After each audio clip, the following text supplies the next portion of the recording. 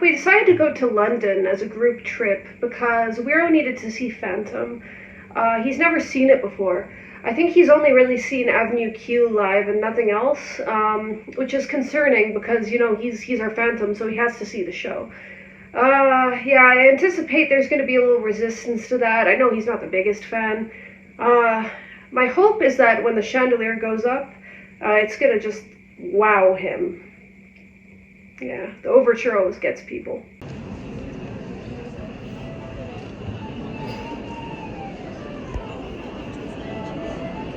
Yeah, this trip comes at a particularly sensitive time of my life, because I'm going to turn 30. Everyone always says 30 is really young, everything's fine, and I used to agree with that. I didn't have any insecurities about it particularly. But what you don't realize is that after a certain point, doors start closing on you, and you really can't open those again. And turning 30, one particularly big door closed on me, and it's not something I really want to talk about. 1, 2, 3, 4.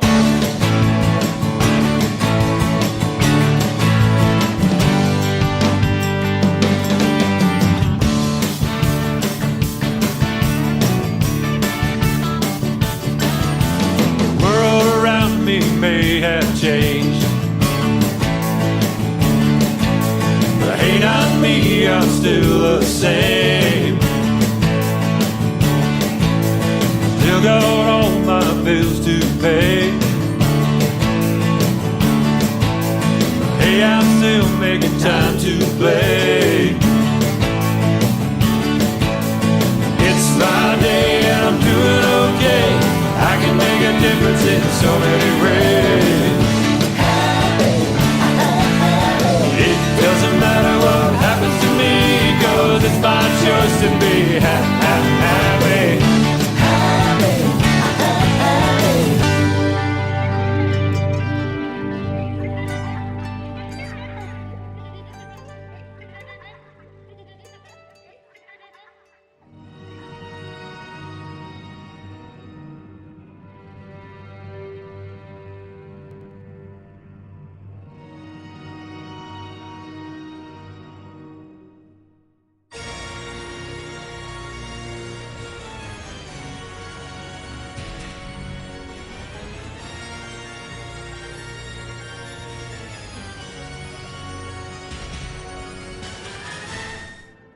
So my relationship to Phantom of the Opera is that I was introduced to it kind of via cultural osmosis. It premiered a year before I was born, or at least I'm pretty sure that was the US premiere, was 1988. And by the time I was getting memories and actually a person with sentience, these were just songs that were part of culture. Like, you would hear All I Ask of You, not necessarily on the radio, but you would hear people sing it at a karaoke, or you would hear someone playing it on the piano, you would hear it on TV. And so I knew the songs before I was really aware of the show. And in fact, the first time I actually sat down and watched the entirety of the production was the movie version, because you don't always have the funds or the time to go see a theatrical production. And when you do, it's usually going to be a local thing. And there's no local Phantom productions because Andrew Lloyd Webber is very protective about that. So the option would be go see it on Broadway, which, that's expensive. So while I had listened to the entire original cast recording at some point in high school, the first time I actually saw the whole thing was the movie, and I remember watching it with my mom, and we were both kind of looking at each other like, wow, this is kind of bad. But I have since learned that that is unique to the movie itself, which was not particularly well put together. So I am looking forward to seeing it as it was intended to be seen on the stage. I am someone who's been a longtime Phantom of the Opera fan, probably since I was a fetus, and I'm not even joking. My mom was a big fan of the show, and As a baby, she would play the soundtrack for me to get me to shut the hell up, and apparently it got me to shut the hell up. When I was a bit older, I remember her playing it in the car, and I would always ask her to play it, and it would always make me happy, as well as being pretty curious and fascinated with the giant Phantom of the Opera poster that we had hanging in our foyer. Slightly worshipped it a little bit. Then, when the movie came out, my whole family was ecstatic, and I loved it even more. And we finally got to see it when I was 10. We lived next to New York City, so it was easy to see shows all the time. I had seen it with Hugh Pinero and a bunch of other people I don't even remember. I've seen it, I don't even know how many times, because it used to be very accessible to me. And then when I was about 16, I discovered Love Never Dies, and then my love for Phantom of the Opera even got brighter. And it's been going ever since, and I've discovered other versions and everything like that, so it's very close to my heart. I have loved Phantom of the Opera for a long time. My grandparents took me to see the show when it was playing in Vegas years ago now. I always loved the music, and the story was just always something that stuck with me. I think it's kind of a timeless tale. Like, I think a lot of people can relate to it, and that's why I think it's cool to reimagine it in a way. I think it's one of those stories that can go through that without losing its identity. So I saw The Phantom in, I believe, 2008 on Broadway, and I thought it was pretty nice. I thought it was pretty neat. And to be honest, I hadn't really thought much about it until I started talking to Christine more, and now I know more about The Phantom of the Opera than probably 99% of the population. I'm not particularly obsessed with the Phantom, especially not the way Christine is, but it's a really nice musical. It's an interesting piece of art with a lot of layers to it. Um, I really enjoy the silent version from I believe 1925. So there's obviously a lot of variations to the story, but the one that we're working with the most here is obviously the 1986 musical, and I enjoy that. So I first learned about Phantom as a kid when my mom got me an abridged version of the book from Barnes& and Noble. It really hooked me and was one of my favorite ones to read as a child. I think it also kind of sparked a penchant for that kind of gothic horror. I absolutely loved the book, but I mostly forgot about Phantom in the years after until I met Christine, who introduced me to the Broadway musical, which I fell in love with right away. I think the changes from the novel are for the better, and the music truly elevates the story. The production itself is also beautifully crafted.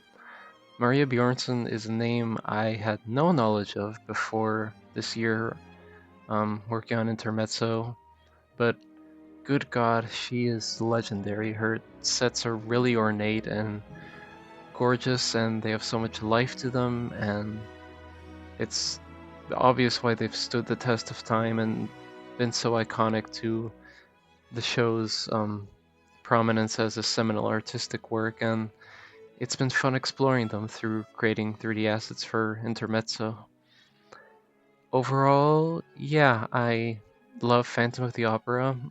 Watching the different renditions through bootlegs has been fun, and I'm excited to get to see it in person for the first time in London with Christine soon.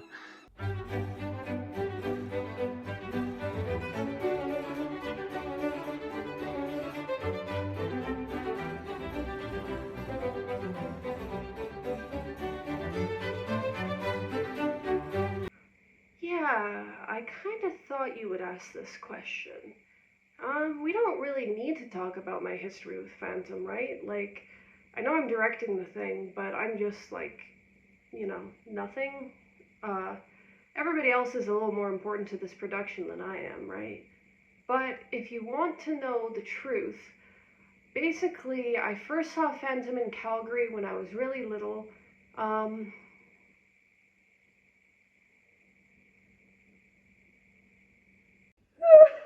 um, yeah, when I was little, my dream job was being a stagehand for Phantom of the Opera. Because I knew I wasn't good enough to actually be in it. Um, Then I looked through the program and I saw that there was a role, Madame Ferme, who has one line.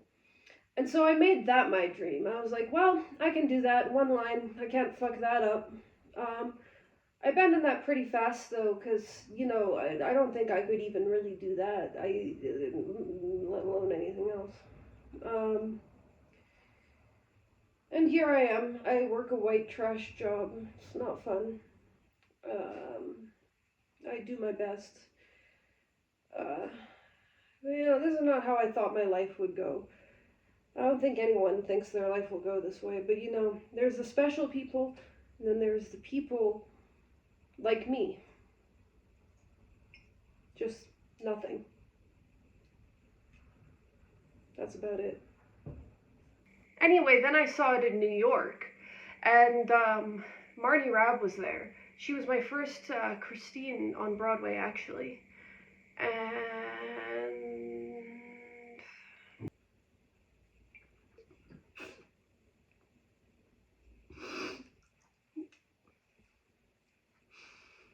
when I saw Marnie Rabb perform on Broadway, I met her at the stage door. And I didn't know it was her. I saw her face and I asked her, I said, "Are you the Christine?" And she said, "Yes." And I felt so bad because, I didn't recognize her. And I thought I'd be able to recognize, like, some innate Christine-ness in her. But I didn't recognize her. And I know I was far away and I'm face blind, but I don't know, I felt really bad about it, Like, I know she probably doesn't even think about it. She doesn't even remember, probably, but I think about it, and what if I ruined her life? What if I made her feel like she wasn't a Christine? That's the worst possible thing you can do to a person. But I've been living Phantom for most of my life. It's got me through some really hard times. That's why I'm still alive, maybe. I mean, I know Intermezzo is, because,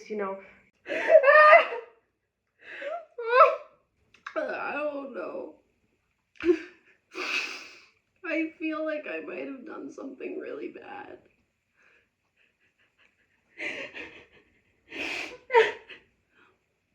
Probably if I wasn't doing this, I would have just killed myself by now. But, yeah.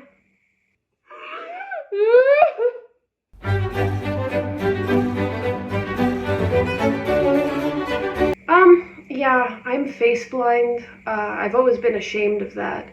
I wish it wasn't the case because it's put me in some really bad situations.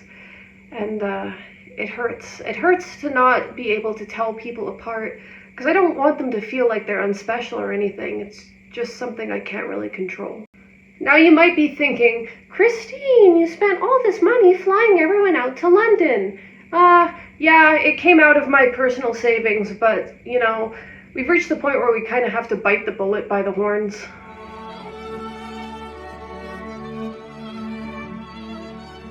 Whether we're in Canada or whether we're in Shanghai or Taipei, there are always the same standards. We always have to say the same lines and we have to do the same blocking, we have to have the same sets of costumes. But within that framework, there's always an opportunity to put your own thumbprint on it. Funnily enough, the only musical that I've never come back over was Phantom. When I first heard about the idea of the Phantom of the Opera or saw anything about the Phantom of the Opera, I always thought of it as a kind of jokey horror story. I thought, this is the most romantic a theater has ever been in my memory. It's Andrew's favorite moment. So you want me to talk about Phantom of the Opera? Well, here's a headline. I didn't work on it. Minnie Driver was in it. She was also in Tarzan. I worked on Tarzan. Why aren't we talking about Tarzan? I'm so confused.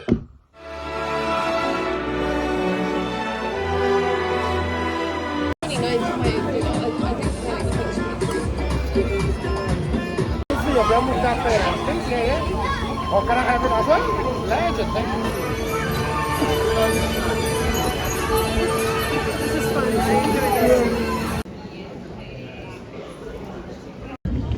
Okay, so like when the chandelier hit that stage and it like erupted and that like sulfur smell came to me, that like I just had flashbacks to when I was a soldier. You remember that? I was in the Nutcracker for 6 years. Oh, 6 years and a walk-on. Fuck yeah, I was in Nutcracker. It was the best time of my life. When I was up there dancing, I felt like I was at home. And it's been over a decade since then, and I've never really felt that again. It's a little sad, I guess. Actually, that was the same stage where I first saw Phantom of the Opera perform, so it was really special to me. So we just got back from the show in London. There's a lot of changes made, and when I was a kid, I always thought the London show would be somehow more authentic and genuine than the Broadway show, because it was like the original. Now, of course, since then they've changed it. I didn't get a chance to see like the original.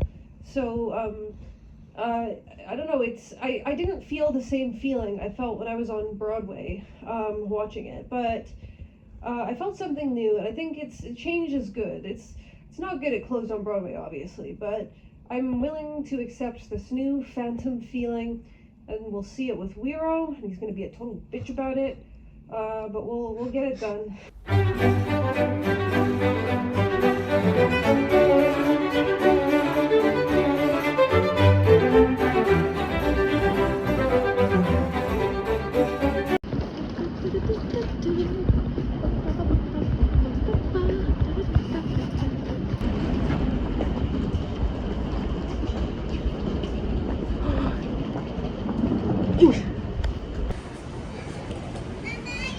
Wow, that definitely is goat's milk.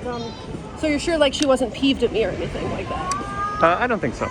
No, because like when she was signing autographs, she gave me a look as though to say, I hate you and I want you dead, maybe. I think she was just tired and wanted to go home. I think maybe she hates me on a deep and personal level. Maybe she wanted someone dead, but it wasn't you.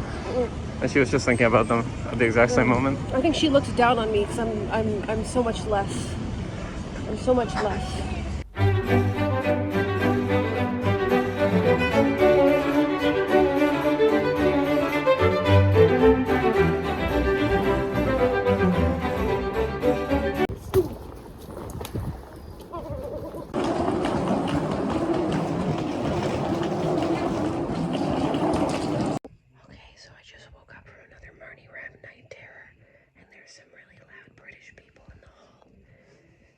They're screaming so loud.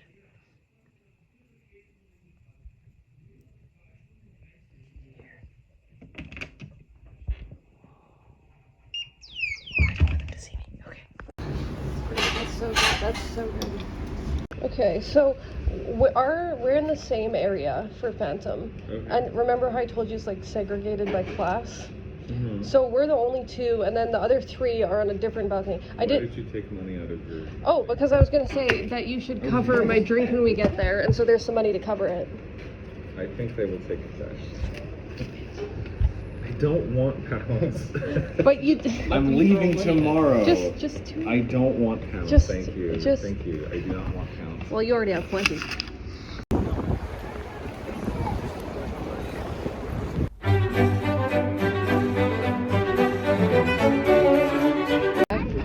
Here, I'm going to show you something. I need to show everyone my cool driver's license because it has a dinosaur on it. I'll just blur it out. Oh, nice. From Alberta. Mm-hmm. Ooh. Yeah. Albertosaurus, it's like. Yeah. Ooh. That is so cool. You've not yet remarked on how my name is different. How I've been using a fake name. Okay. It's a horrible name. I'm not going to dead name you. Christine is the name you gave me. Yeah. I was actually supposed to be named Christine before I got my actual name. Did you know that? No. Because my mom saw Phantom of the Opera, but then my dad wanted to make it more Norwegian because his side of the family is white supremacists. Fun. I don't talk to them anymore. Naturally. Yeah. You shouldn't. You should probably close your fanny pack. I should do that. Oh my god, you're so cute. Whoa. Oh, he's so cute.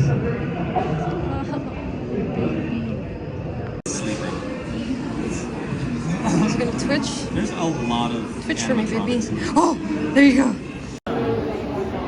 This would be my favorite.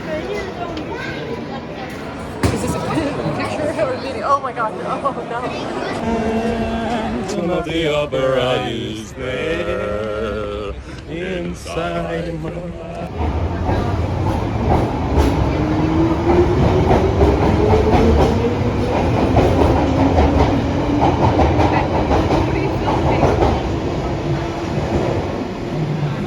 We're here. It's happening. Aren't you so excited?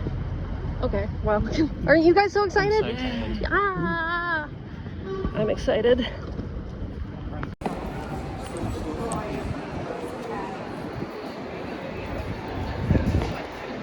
All right, so what happened first tonight? So after Phantom, we met Colleen. That was good. She was really nice. Colleen was so nice. I love her. We have the same birthday.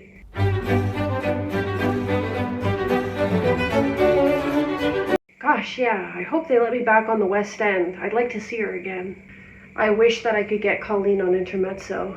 Probably not, though, I would have to say.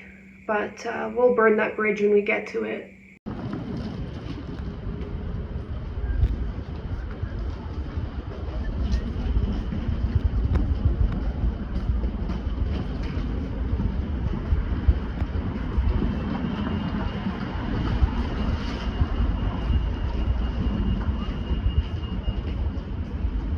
They should put Colleen on the posters.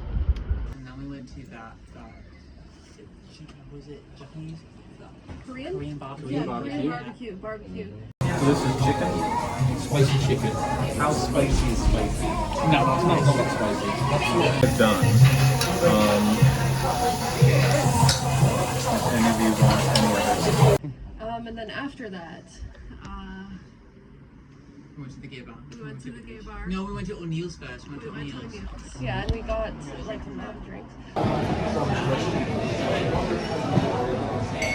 Then we went to the gay bar and there was just like so many men and like no women. And Wiro and we had a bet to see who could kiss the most people, which I half-heartedly made, by the way, in case you didn't know. Even in the second bar.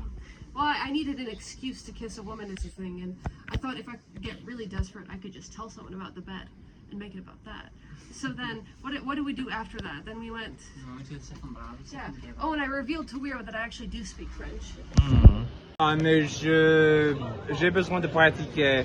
Je visitais Paris 2 fois. J'ai visité une fois, je parle très bien. Non. Quand ou lorsque? Quelle différence? Restate the original question. Quand j'ai visité Paris, les Parisiens, quand j'ai parlé avec lui. Parce que tu as un accent québécois, je ne sais même pas. Mon accent est québécois? C'est terrible, mais c'est québécois. Mon accent est terrible, mais québécois. Oui. Mon. Oui. Merde. Tabarnak, tu veux dire. Non, les Parisiens, quand je parle français à lui, il parle moi en anglais. Oui, parce que tu es terrible. Non. Et il parle en français quelques phrases et je réponds un petit peu l'allemand, s'il vous plaît. Et il répond en anglais. Parce que tu es terrible. C'est un accent terrible. Salope. Tabarnak. Salope, en anglais, est-ce que bitch? C'est un peu. Un peu? Un peu bitch. Et donc, c'est Salope, un peu et bitch. Non, un peu veut dire un peu. Un peu? Oui, tu ne parles pas très bien. Tu ne comprends pas beaucoup. En général.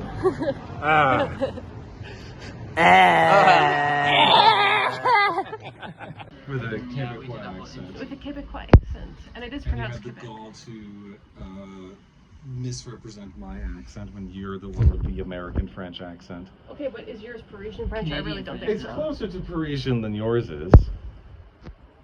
Ooh la la. Well, okay. And then we went to a bar with 3 separate instances of polar bears, by the way. We sat there for a bit, and Miro got to talking with this straight couple who was there for some reason. Yeah, there were multiple straight couples there. Yeah, well, and then the woman was so hot, and I figured out, because we talked about Phantom a bit, and I figured out she probably saw Julia Udine on Broadway.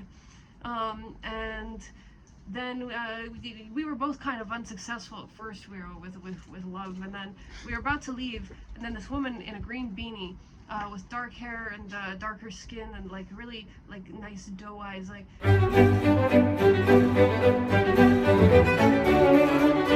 She walked by me and she smiled at me, and I smiled back, and I said to her, I need to win a bet with my friend. Can you kiss me if I give you $10? And she said, $10? And then I said, yeah. And she said, well, what kind of kiss? I said, it can be short.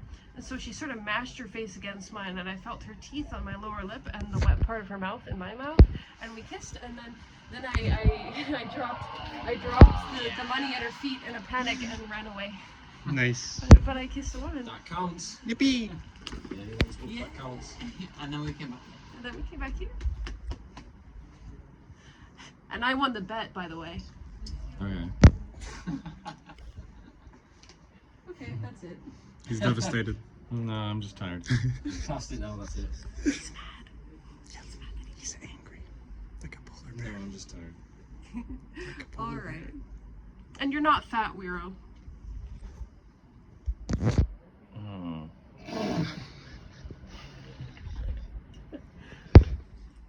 Let's see. I'm just anorexic is the thing. Yeah. Yep.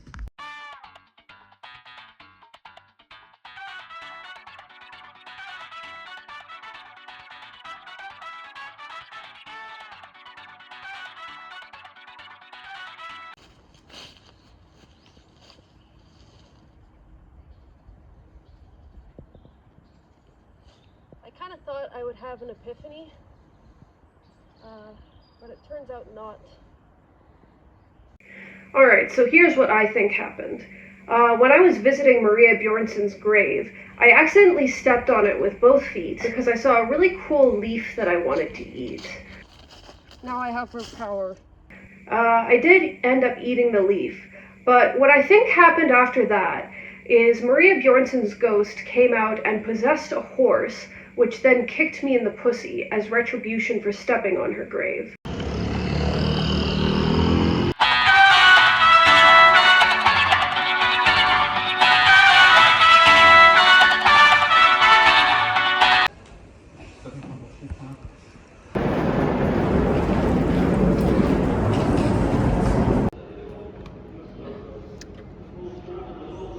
Another night in the back rooms. My pussy's so sore.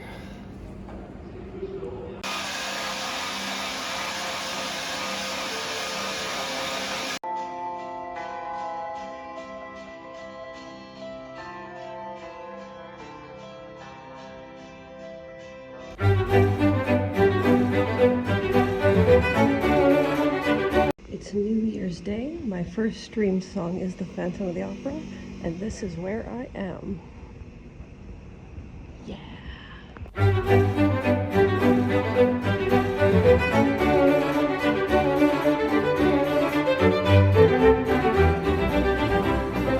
Okay, so we just got out of a second viewing.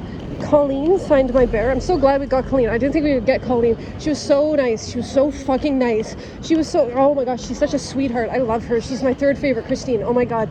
Oh my god. Oh, I might puke.